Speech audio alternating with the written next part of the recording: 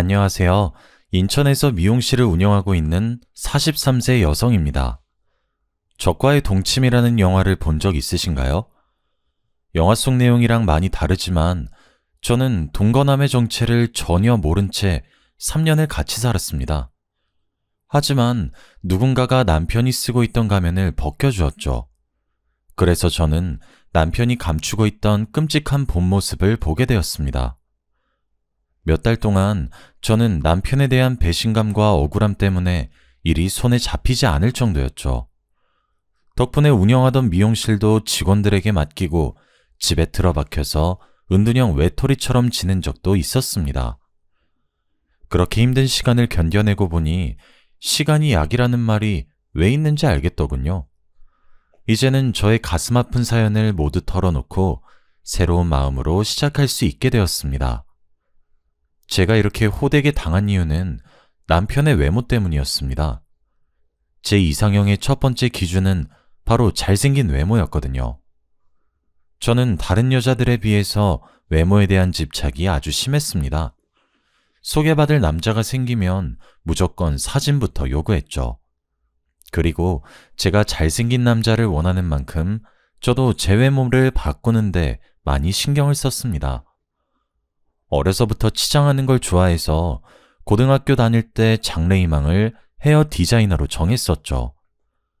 대학에서 헤어 디자인을 전공한 저는 졸업 후에 정식 미용사가 되어서 대형 헤어샵에서 사회생활을 시작하게 되었습니다.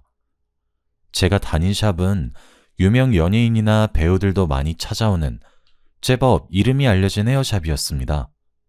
그만큼 들어가기 힘든 곳이었는데 먼저 일하고 있던 대학 선배 언니가 원장님에게 말해서 취직하게 되었는데요. 첫 직장이고 절 추천해준 선배 언니가 있으니 누구보다 열심히 일을 했습니다.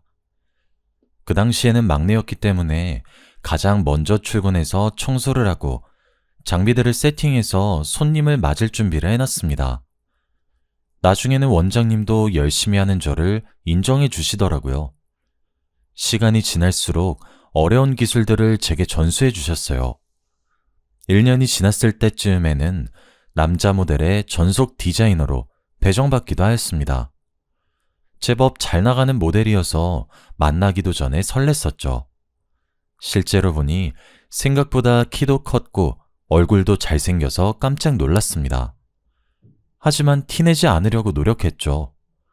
헤어스타일을 만지려고 그 어떤 스태프보다 가까이 가다 보니 제 치장에 더 신경을 쓰게 되었습니다. 처음으로 그 남자 모델을 수연 씨라고 부르며 남몰래 가슴 떨려 했던 것도 기억납니다. 나이가 어려서일까요? 제가 수연 씨를 좋아한다는 사실을 다른 남자 모델이 알게 되었습니다. 그 동료 모델이 제가 수연 씨를 좋아하는 것 같다고 말했나 보죠. 어느 날 수연 씨가 제게 부담 없이 친구처럼 지내보자는 말을 건넸습니다. 저는 당연히 고백받았다고 생각했죠. 요즘 흔히들 말하는 썸이라고 생각하고 시간이 날 때마다 밥을 먹고 차를 마셨습니다. 수연 씨가 출연하는 패션쇼도 가게 되었는데요. 제 예상대로 수연 씨도 자기 동료들에게 저를 여자친구라고 소개하더라고요. 그런데 미용실에서 같이 일하는 언니들이 수연 씨 이야기를 하며 걱정하였습니다. 너 이수연 만나고 있다는 소문이 돌던데 사실이야?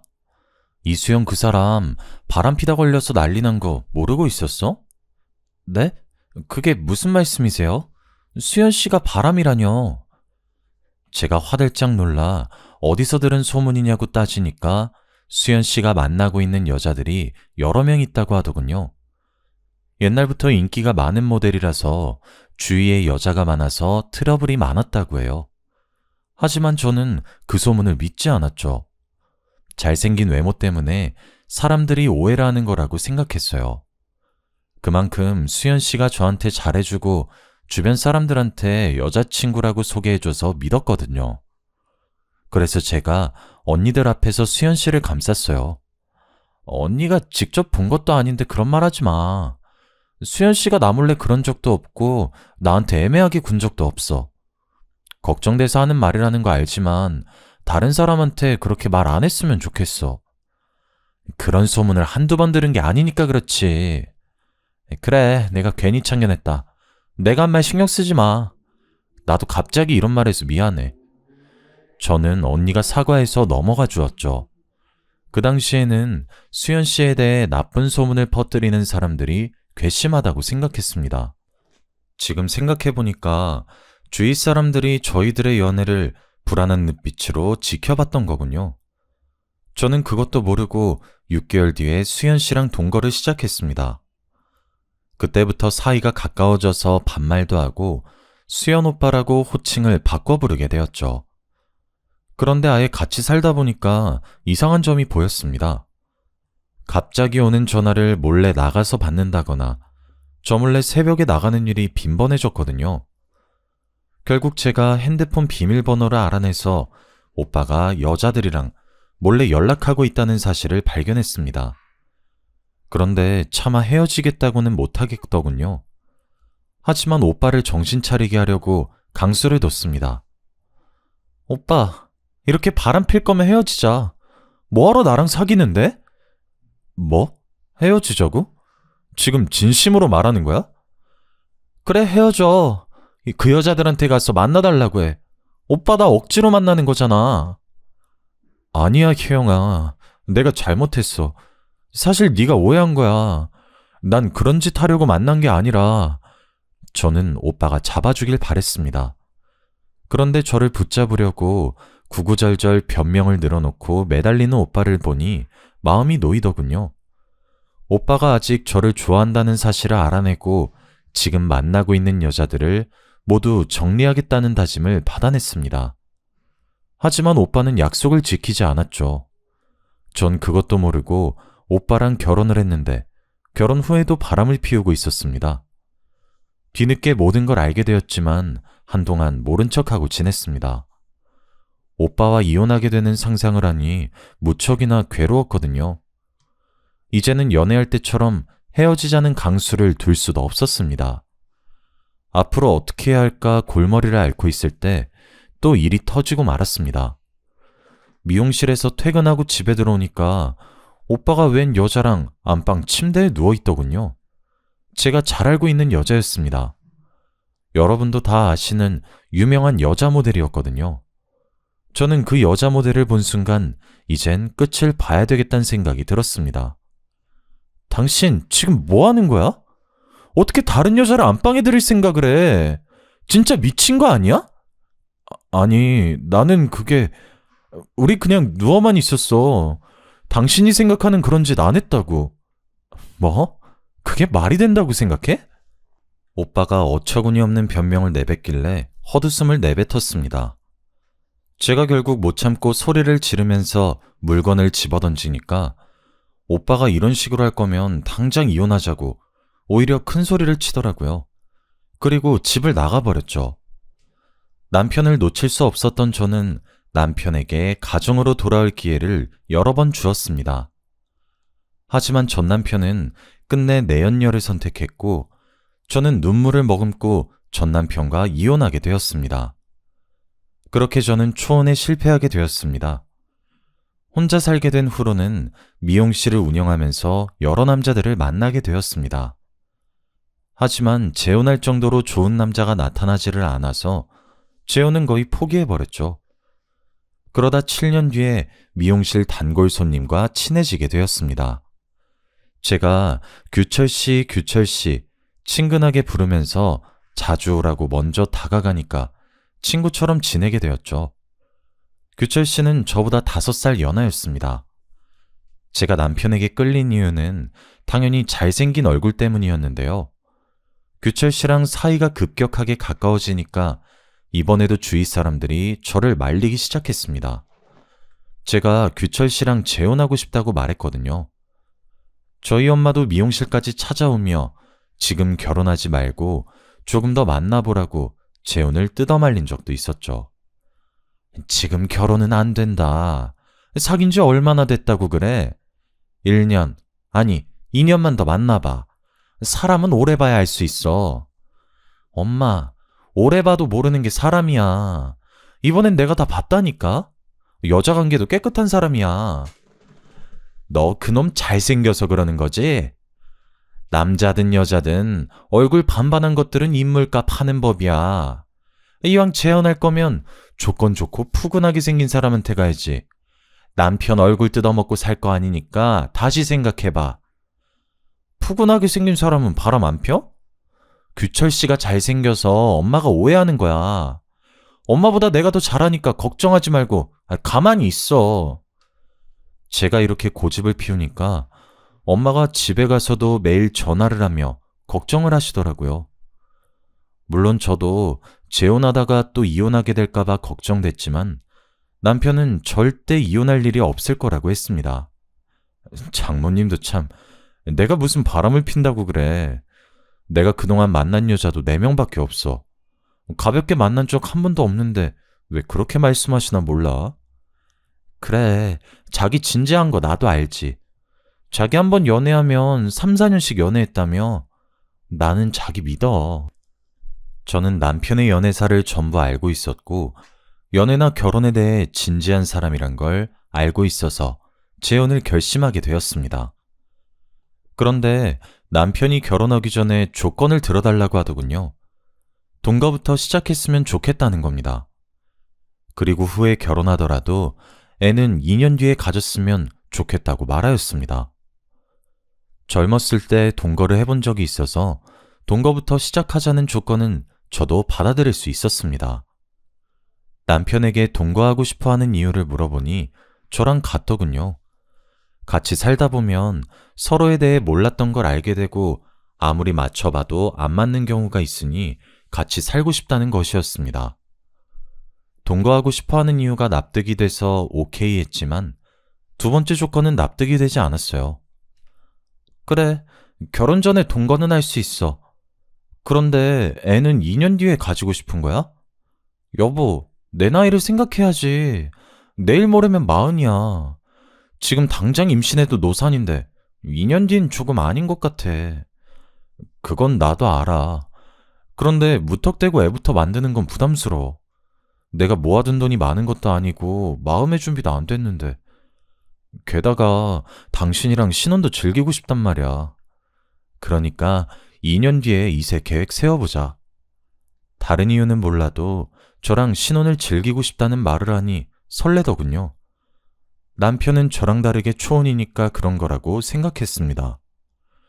하지만 2년은 너무 긴 기간이었습니다. 그러다 이세를 가지지 못하게 될까봐 남편을 계속해서 설득했어요.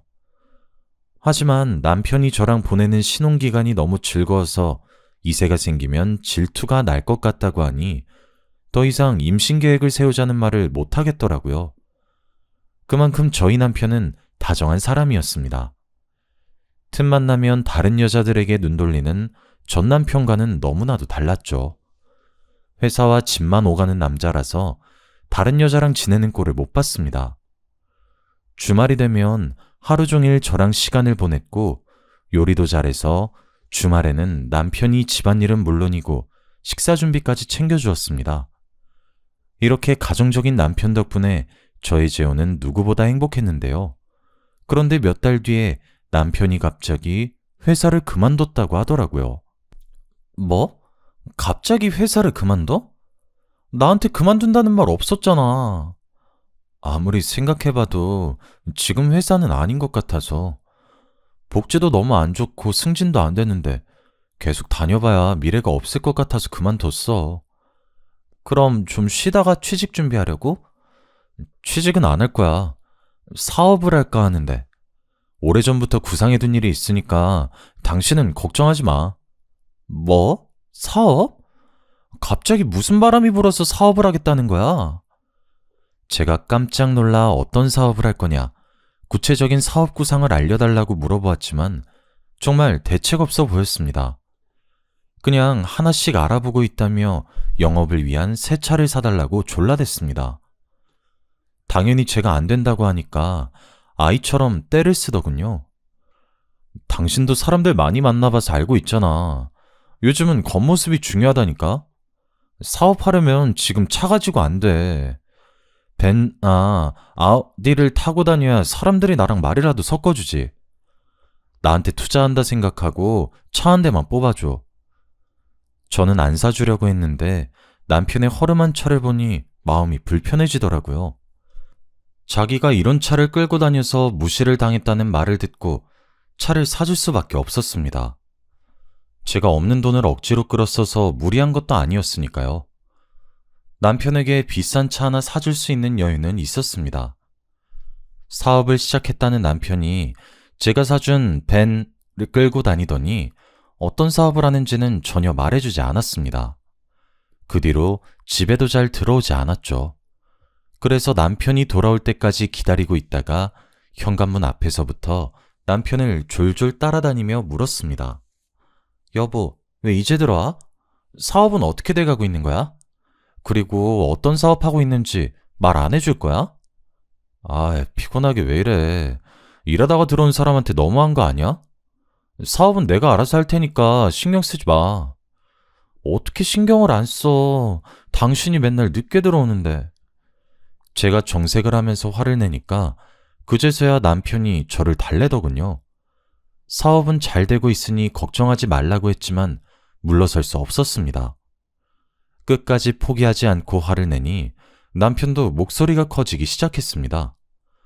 아, 진짜. 나한테 도대체 왜 이러는데? 내가 몇 번이나 말했잖아. 내 일은 내가 알아서 한다고. 내가 당신한테 미용실 손님 몇 명이나 왔는지, 오늘은 얼마나 벌었는지 물은 적 있어? 근데 왜 나한테 묻는 건데?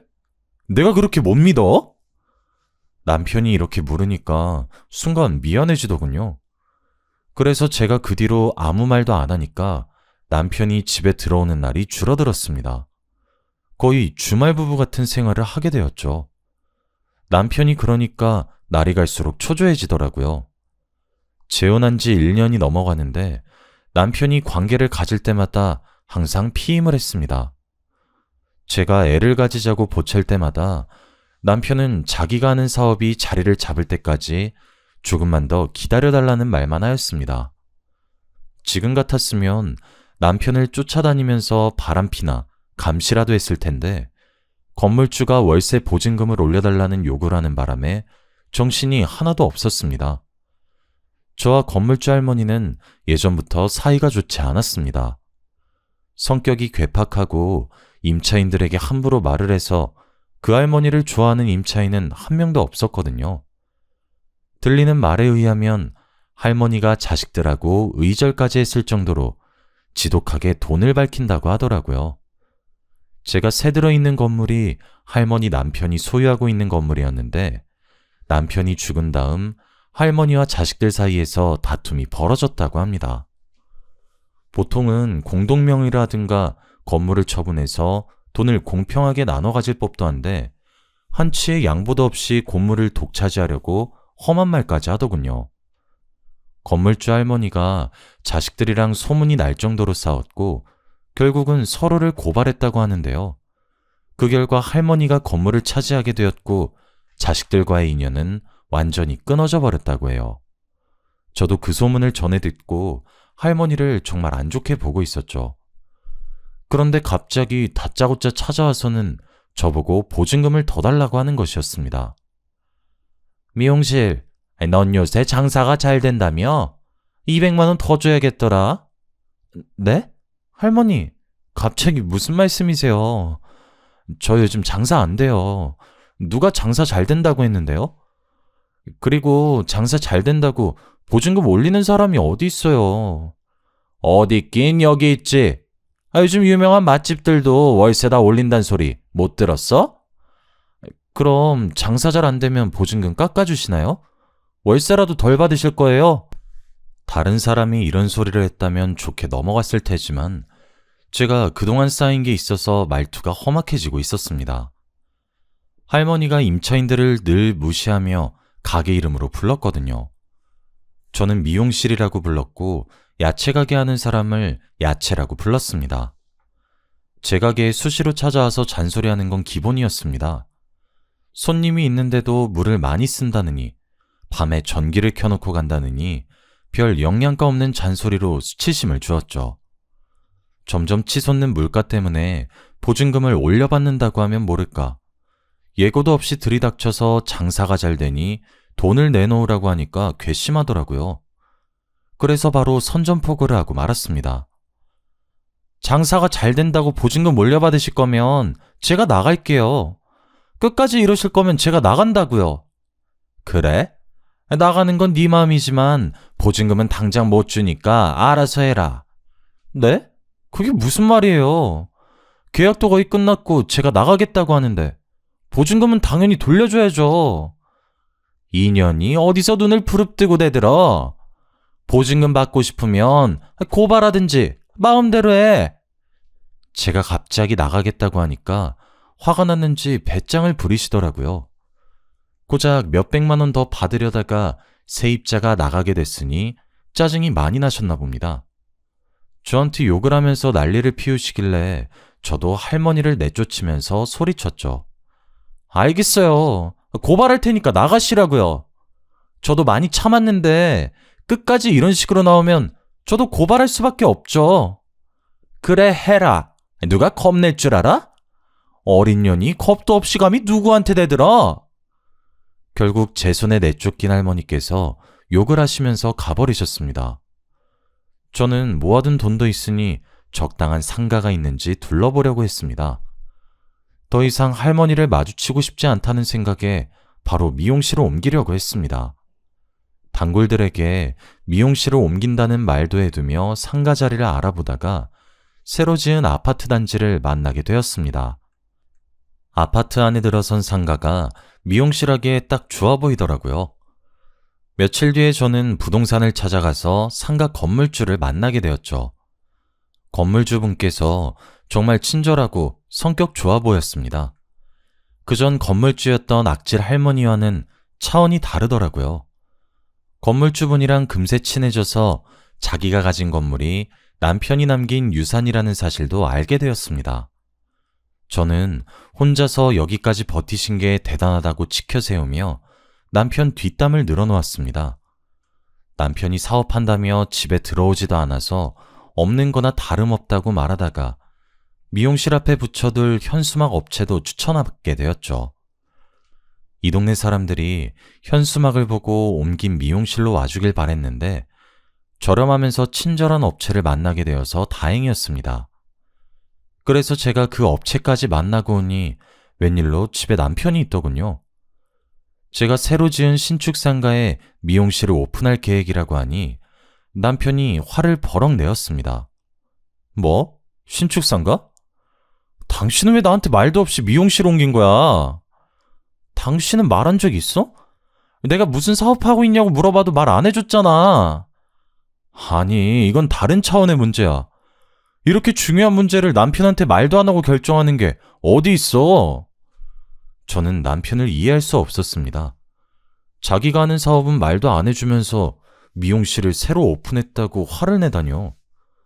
게다가 남편이 지금 당장 건물주를 만나보자고 하였습니다. 당연히 그날 밤 남편과 싸우게 되었는데요. 도저히 언쟁이 끝나지를 않아서 다음날 남편이랑 같이 상가를 둘러보기로 했습니다. 그런데 건물주를 만난 남편이 미용실을 자기 명의로 하자고 제안했습니다. 제가 왜 그래야 하냐고, 내가 운영할 미용실인데 내 명의로 하는 게 맞는 거 아니냐고 물었죠. 남편이 또 앞뒤 안 맞는 말들로 우기길래 그냥 제 명의로 계약하려고 했습니다. 그랬더니 제 손을 막아서더니 목소리를 높이더라고요. 또 어젯밤처럼 고집을 피우면서 끝까지 지지 않을 것 같아서 무서웠습니다.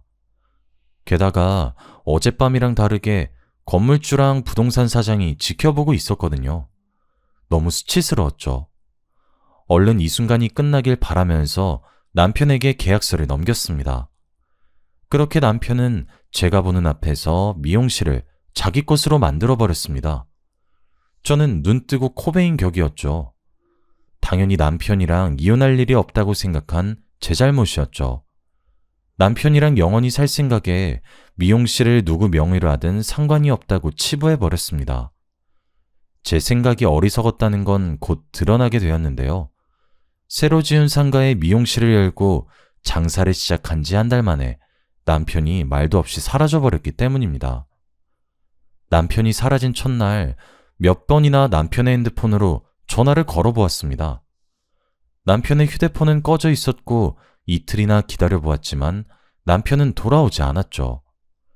제가 남편의 가출을 신고할 생각으로 경찰서에 가려던 찰나 이메일 한 통을 받게 되었습니다. 그쪽 남편이 어디로 사라진 건지 알고 있습니다. 라는 제목의 메일이었습니다. 메일을 보낸 사람은 당연히 모르는 사람이었습니다. 메일 내용을 보니 남편이 숨기고 있는 비밀을 알려주겠다고 하더라고요. 처음에는 누군가 장난을 치거나 스팸 메일이라고 생각해서 답장을 보내지 않았습니다. 우선 경찰서에 신고하고 남편을 기다렸죠. 그런데 미용실 명의를 자기 명의로 바꾼 것도 그렇고 이상한 메일도 신경 쓰여서 남편의 금융거래를 확인해 보았습니다. 그렇게 저는 남편이 미용실을 담보로 대출을 받았다는 사실을 알게 되었습니다. 제 돈을 가지고 도망을 갔던 거죠. 그래서 저는 곧바로 경찰서로 달려가 신고를 했습니다. 하지만 수상한 일은 여기서 그치지 않았어요. 다음 날에 그 수상한 메일을 또다시 받게 되었거든요. 그 메일에는 제가 하루를 어떻게 보내는지 자세하게 적혀 있었습니다. 메일을 보낸 사람은 분명히 저를 가까이에서 지켜보고 있는 것 같았습니다. 스토킹을 당하고 있는 것 같아서 마음이 불안해지기 시작했죠. 그날 바로 경찰서에 신고해두긴 했지만 그날부터 제 주위에 있는 사람들이 전부 다 수상해 보이더군요. 모든 사람들이 제 행동을 감시하고 있는 것 같아서 괴로웠습니다. 다른 사람들이랑 대화하는 게 힘들어져서 집에만 있으니 수상한 메일이 또 도착했습니다. 남편이 어떤 인간인지 알고 싶으면 연락처를 남기라는 메일을 본 순간 망설일 수 없었습니다. 이렇게 아무것도 모른 채 괴로워하는 것보다 진실을 알아차린 후에 괴로워하는 게 더 나은 것 같아서 연락처를 남겼죠.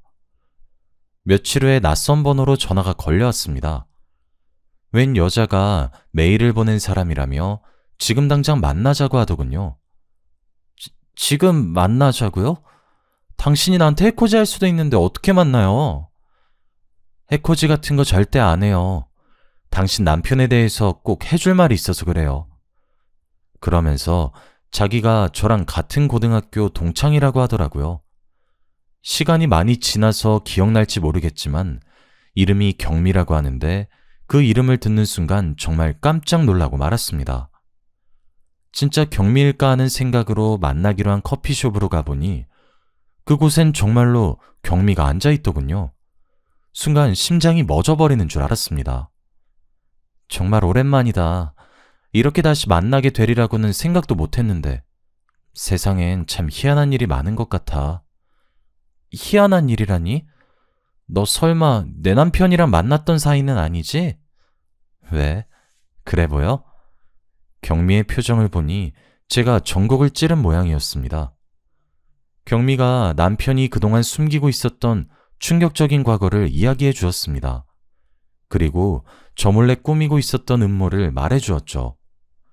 그걸 들은 저는 머릿속이 새하얘져서 아무 말도 할 수 없었습니다. 경미와 저는 친하게 지내다 고등학교를 졸업한 뒤로 연락이 끊어졌습니다. 제가 미용실을 시작하고 경미가 직장 생활을 시작하면서 사이가 멀어지게 된 것인데요. 경미는 저랑 멀어진 사이 친하게 지내는 사람도 없고 직장일에도 회의감을 많이 느꼈다고 해요. 매일 정해진 시간에 출근해서 똑같이 반복되는 일상을 되풀이하다 보니 모든 일에 무기력해졌다고 합니다.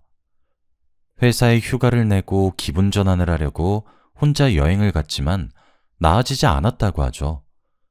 그래서 심리 상담을 받았는데 번아웃이라는 진단을 받게 되었다고 하네요. 이대로 그냥 두면 공황장애로까지 이어질 수 있다는 말을 듣고 경미가 직장을 그만두게 되었다고 합니다.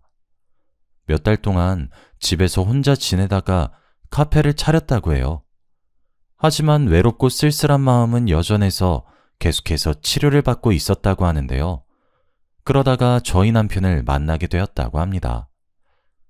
나는 그놈이 결혼한 줄도 몰랐어.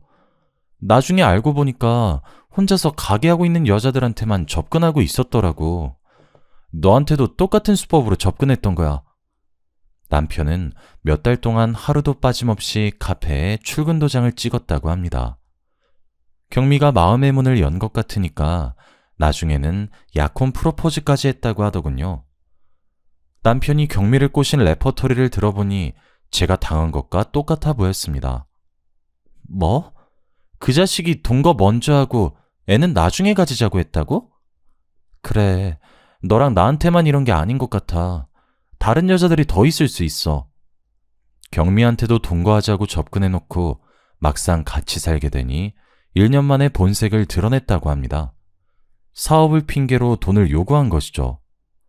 여보, 내가 이번에 사업을 해보려고 하는데 착수금 좀 빌려줄 수 있어? 갑자기 사업? 무슨 사업 할 건데? 그건 지금 당장 말하기 좀 그래. 내가 자리 잡으면 말해줄게. 아니, 무슨 사업을 할 건지 말해줘야 내가 돈을 빌려주던가 하지. 아니야. 내가 다른 애한테 빌려볼게. 그냥 말해달라니까. 됐다. 얼마나 필요한데? 나중에 말해주긴 할 거지? 당연하지. 내가 성공하면 배로 돌려줄게. 1억이면 될 것 같은데 당신 카페를 담보로 대출을 좀 받으면 어떨까? 남편이 사업 이야기를 그때 한 번만 꺼낸 것이 아니라 빌려줄 수밖에 없었다고 합니다. 어느 날 남편이 술에 취해서 내가 사업 좀 해봐겠다는데 야박하게 거절만 하냐고 눈물을 터뜨리는 바람에 돈을 줄 수밖에 없었다고 하더라고요. 경미는 그날 밤 남편이 서럽게 울며 우리 와이프 호강시켜주고 싶다고 우는데 마음이 안 좋았다고 해요. 정신과 약도 먹고 있고 몸도 안 좋은데 일까지 하게 해서 미안하다고 매달리는 모습이 계속 생각나서 경미가 대출까지 받아서 돈을 빌려주었다고 하는데요. 결국 남편은 경미가 주는 돈을 받고 감쪽같이 사라져버렸다고 해요. 저는 그 이야기를 듣고 어이가 없어서 헛웃음만 나왔습니다. 처음부터 그놈이 노렸던 건 제 돈이었더라고요. 그래서 미용실을 옮긴다고 하니까 평소랑 다른 반응을 보였던 거죠. 그놈의 머릿속에는 미용실을 자기 것으로 만들어서 돈을 땡긴 다음 도망갈 생각이었던 겁니다. 만약에 미용실을 옮기지 않았더라면 그놈은 다른 핑계를 대서 돈을 뜯어내고 도망을 갔을 겁니다. 남편이 도망간 다음에 경미는 행방을 수소문하다가 포기해버렸다고 하는데요. 경찰에 신고해보았지만 남자라는 이유로 행방불명 신고도 받아주지 않았다고 합니다. 단순 가출이나 바람을 피러 나간 거 아니냐고 따지길래 기분이 나빠 그냥 집으로 와버렸다고 하죠. 그런데 카페 단골 손님 중 한 명이 남편을 인천에서 봤다고 했습니다. 인천에 출장을 왔다가 제가 사는 동네 근처를 들린 사람이 남편의 얼굴을 정확하게 기억해냈습니다. 경미와 친했던 단골 손님이 남편이 행방불명된 사실을 알고 얼굴을 기억해두고 있었다고 합니다. 저희 남편이 잘생긴 얼굴 때문에 눈에 띄어서 다행이었죠. 경미가 그 사실을 전해 듣고 남편과 단판을 지으려고 인천으로 내려왔습니다. 그러다 남편이 저랑 동거를 하고 있다는 사실을 알게 됐는데요. 경미가 근처에 원룸까지 구해놓고 한 달 동안 저랑 남편을 지켜보았다고 합니다. 그러다 남편이 도망가 버리자 제게 메일을 보냈던 겁니다. 나는 그 자식이 이렇게 빨리 도망갈 줄 몰랐어. 이번엔 잡을 줄 알았는데 한 발 늦어버려서. 마음 같아서는 제 집에 들이닥쳐서 그놈을 요절내버리고 싶었다고 해요. 그런데 다짜고짜 집에 들이닥치면 불륜을 저지른 죄밖에 잡지 못하니 남편이 제게 무슨 사기를 치는지 확실한 증거를 잡으려고 했다고 합니다. 시간을 끌다가 남편을 놓쳐서 분하다는 말까지 제게 해주었죠. 어떻게 하면 그놈을 잡을 수 있을까? 이대로 두면 다른 여자들한테도 이런 짓 저런 짓 저지르고 있을 거 아니야. 경찰에 신고했다며. 경찰에서 연락 온 거 없었어? 여러 번 찾아가 봤는데 남편 찾고 있으니까 기다리라는 말만 하더라고. 경찰만 믿고 있으면 안 돼. 우리가 직접 나서자. 그놈이 또 이 근처 여자들한테 접근하고 있을 거야. 경미는 경찰들이 사람이 사라졌어도 남자라고 찾지도 않는 마당에 이런 사건도 신경 쓰지 않을 거라고 했어요. 워낙 강력범죄가 많은 상황이라 마누라 돈을 가지고 잠적해버린 일은 사건 축에도 끼지 못할 거라고 하네요. 믿었던 남편에게 보기 좋게 뒤통수를 맞고 배신을 당했다는 사실에 그놈을 찾아내서 요절을 내줘야겠다고 생각했습니다. 경미도 저와 같은 생각인지 머리를 맞대고 의논하자고 했죠. 그러다 사람을 찾아주는 전문가에게 의뢰하기로 결정했습니다. 비용은 경미와 제가 반반씩 부담하기로 했는데요. 역시 이런 일은 경찰보다 흥신소 직원들이 전문가였습니다. 일주일 만에 남편이 어디에서 뭐라고 사는지 주소와 사진들을 보내주더군요. 남편이 경기도에서 다른 내연녀와 애까지 낳아서 잘 살고 있다는 사실에 분노가 치솟았습니다. 남편이 사업을 하고 있다는 말들은 전부 거짓말이었습니다. 저와 동거를 하면서 출장을 핑계로 내연녀와 지냈던 거죠. 내연녀와 장을 보러 가는지 애를 안은 채 활짝 웃고 있는 모습을 보니 심장이 쿵쾅쿵쾅 뛰기 시작했습니다. 그런데 남편의 내연녀 얼굴이 왠지 모르게 익숙해 보이더군요. 분명히 어디선가 봤는데 어디서 봤는지 기억이 나지 않았습니다. 경미는 분에 이기지 못하고 소리를 지르면서 이것들을 가만두지 않겠다고 길길이 날뛰고 있었죠. 저는 남편 예언녀가 누군지 생각이 날 것 같아서 사진만 뚫어져라 쳐다보고 있었습니다. 그랬더니 경미가 제 팔을 잡고 일으켜 세우더군요. 우리한테서 뜯어낸 돈으로 애 키우고 있었던 거야? 이런 미친 자식. 혜영아, 당장 이것들 깜빵에 넣어주자. 뭐해? 지금 당장 일어나서 잡으러 가야지. 그때 갑자기 그녀가 누군지 떠올라 고개를 번쩍 들어 올렸습니다. 이 사람 그 사람 아니야? 김땡땡, 너도 알잖아. 우리나라에서 제일 유명한 모델. 내연녀의 정체는 바로 우리나라에서 유명한 모델인 김땡땡이었습니다. 제가 잡지 촬영차 출장을 갔을 때 만난 적 있는 모델이기도 했죠. 경미는 제 말을 듣자 깜짝 놀라서 흥신소에서 알려준 주소로 가보자고 했습니다. 가는 길에 경찰에 신고해놓고 저희 둘이서 경기도 땡땡에 있는 빌라 앞에서 대기하고 있었는데요. 그 여자랑 남편이 한참 뒤에 애를 안고 나타나더군요. 아무것도 모르는 남편이 그저 좋아서 해벌쭉 웃고 있었습니다. 그 모습을 보자마자 저보다 먼저 경미가 달려가서 그놈의 멱살을 잡아챘습니다. 야, 이 자식아, 마누라 등쳐먹고 도망가면 잘 살 줄 알았어? 이 쳐죽여도 시원치 않은 놈이? 경미가 손톱으로 남편의 얼굴을 긁어놓으니까 깜짝 놀란 남편이 경미를 뿌리치고 달아나려고 했습니다. 하지만 제가 달려가서 그놈을 잡아놓았죠. 저희들이 실랑이를 벌이는 사이에 경찰이 출동했습니다. 경찰이 남편을 체포하는 사이에 저는 남편 내연녀에게 다가가 물었죠. 너 진짜 양심 없다. 세상 사람들이 네가 다 누군지 알고 있어. 그런데 감히 바람을 펴? 저는 내연녀가 죄송하다고 무릎이라도 꿇을 줄 알았습니다. 뭐가 그렇게 당당한지 내연녀가 코웃음을 치면서 저를 흘겨보더군요. 그래서 뭐 어쩌라고.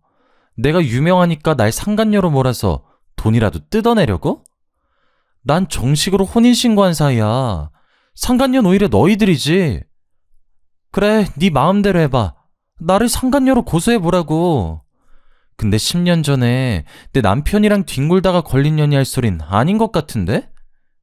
뭐? 너 설마? 이제야 기억난 거야? 나 증거도 있어. 네 남편이 나한테 미안하다고 매달린 문자 있다고. 문자? 그거 조작한 건지 어떻게 알아? 너 같은 년 말을 어떻게 믿냐고. 내연녀가 끝까지 재수없는 말들을 내뱉길래 더 이상 참을 수 없었습니다. 저도 모르게 내연녀의 머리채를 잡아 뜯었는데요. 한 번도 아니고 2번이나 인연 때문에 이런 일이 생겼다고 생각하니 분해서 견딜 수가 없었습니다. 경찰이 있어서 다행이었죠. 경찰이 말리지 않았으면 그년 머리털을 죄다 잡아 뜯었을 겁니다. 그년이 끝까지 자기는 잘못 없다며 저를 체포하라고 소리치는데 속이 부글부글 끓더군요. 이거 놔! 전현을 체포해야지. 내가 왜 경찰서 가야 하는데? 그 자식한테 여자가 한둘이었어? 왜 내 책임이야? 내연녀가 난리를 피우면서 소리를 질러대다가 경찰에 연행되었습니다. 경찰 조사 결과 둘은 공범이었다고 해요. 큰 돈을 벌 방법이 없으니 혼자 사는 여자들을 꼬셔보라고 재촉했다고 합니다. 애를 가지지 않으면 나중에 자기들의 정체가 발각되어도 문제없을 거라고 생각했나 봅니다.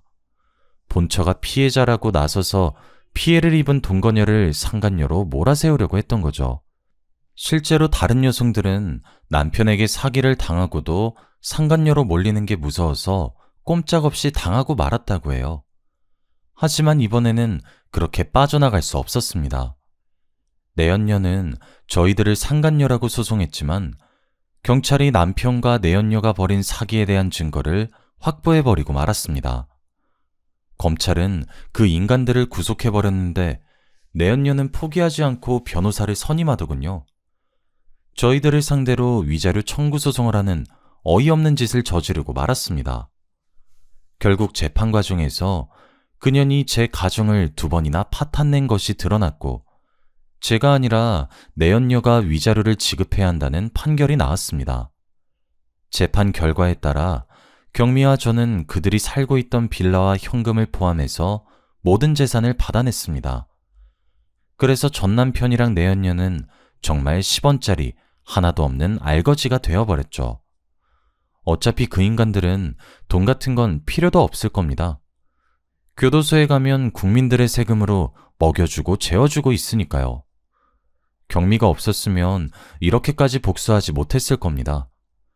경미의 도움으로 파렴치한 남편과 뻔뻔스러운 내연녀에게 세상이 무법천지가 아니라는 사실을 확실하게 보여주었는데요. 용서는 용서받을 자격이 있는 사람에게만 해야 한다는 사실을 여러분들도 꼭 기억하시길 바랍니다. 여기까지 사연 들어주셔서 감사합니다.